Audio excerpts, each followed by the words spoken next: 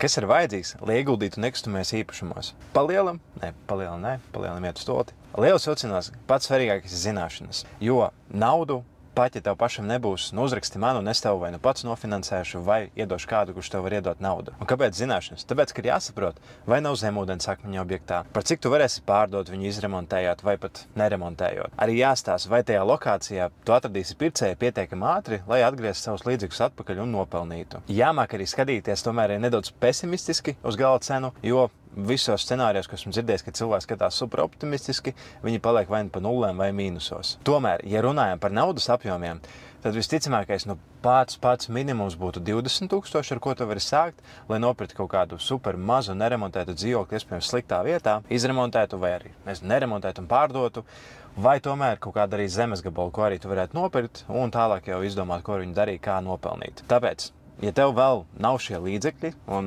tev ir iespējams Tesla, kādā es atrodos, tad ir īstais laiks to pārdot un sākt arī ieguldīt. Bet, ja tev interesē vēl vairāk par īpašumiem, piesako manam profilam, nosūti šo draugam un abi sākat investēt.